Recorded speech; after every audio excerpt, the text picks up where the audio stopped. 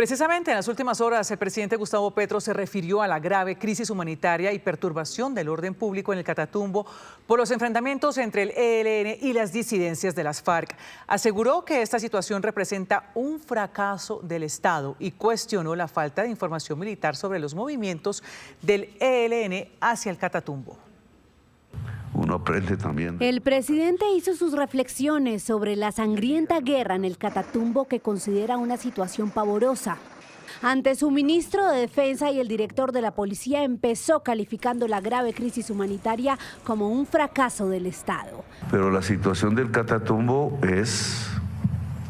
enseña en lo que va. Uno aprende también de los fracasos.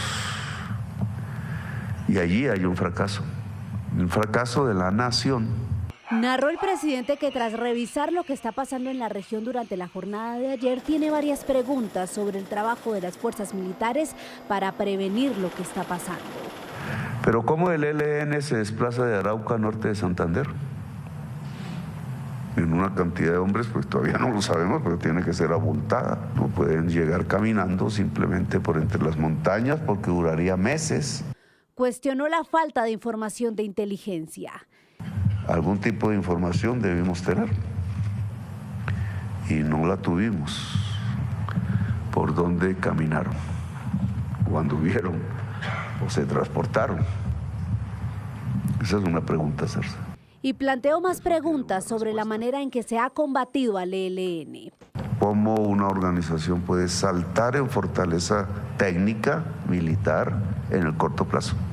El presidente dice que hay un cambio en la guerra en Colombia, que ya no es contra el Estado, sino entre guerrillas por el control del territorio y las rutas del narcotráfico.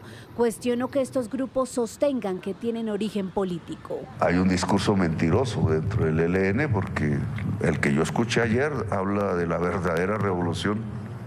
Dice a alguien, que no sé el nombre, ¿cómo puede haber una verdadera revolución traqueteando?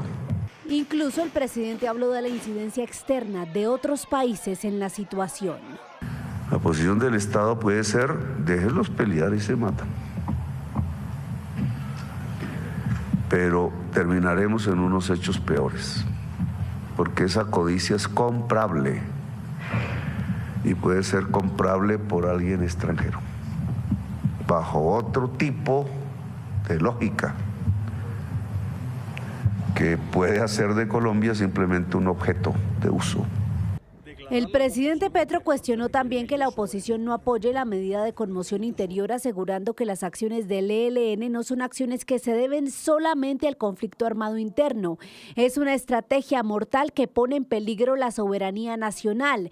El debilitamiento del ELN y el empoderamiento de la población del Catatumbo es esencial para mantener nuestra soberanía, sostiene el presidente. Y precisamente frente al cuestionamiento del presidente Gustavo Petro sobre cómo lograron movilizarse los guerrilleros del ELN desde Arauca al Catatumbo, consultamos con expertos y esto nos contaron. 350 guerrilleros del ELN se habrían movilizado por la región del Parque Nacional de El Tamá, del lado venezolano de la frontera.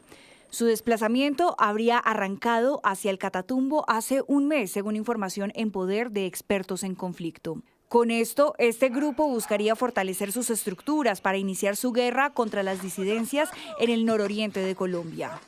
El Frente de Guerra Oriental ha construido una capacidad binacional que le permite trasladarse sobre todo por el lado de Apure, del Táchira, hacia norte de Santander. Geográficamente también es la forma más fácil de llegar de un punto a otro. Y esta guerra que estamos viendo tiene esa connotación de ser guerrillas de alguna manera, o grupos armados que están compuestos por núcleos familiares. La zona de frontera para el ELN es una zona geoestratégicamente clave. Se mueven, según los militares en retiro, sin restricciones y de manera muy rápida. Lo más fácil es que sencillamente hagan un desplazamiento corto de alguna decena de kilómetros, atraviesen la frontera y hagan el desplazamiento por Venezuela, en donde se sustraen completamente al accionar de la fuerza pública colombiana y en donde el gobierno venezolano o la fuerza pública venezolana pues no ejerce ningún tipo de actividad en contra de estas organizaciones. Cuando los asuntos son de urgencia, hacen los desplazamientos movilizándose como usted o como yo por cualquier vía, utilizando transportes intermunicipales y encalentando el armamento. Para la Asociación de Oficiales Retirados de las Fuerzas Militares ACORE, hay una profunda falla en la inteligencia militar. Pero hay algo más preocupante, el fortalecimiento de los grupos armados ilegales en medio de los diálogos de paz. Yo creo que muy hábilmente el presidente de la República intenta entender la situación a partir de una carencia de inteligencia. Pero hay que tener en cuenta que en medio de las negociaciones de la paz total, el gobierno había ordenado ceses al fuego, tanto con el ELN como con las disidencias de las FARC. Es decir, toda la región del Catatumbo estaba, la fuerza pública tenía órdenes de cese al fuego en esa región. Por años, la convivencia entre la Fuerza Armada Nacional Bolivariana y el ELN ha facilitado el fortalecimiento de su accionar criminal en la frontera. El ELN y la Fuerza Armada Nacional Bolivariana profundizaron sus relaciones de connivencia, de complicidad, de permisividad.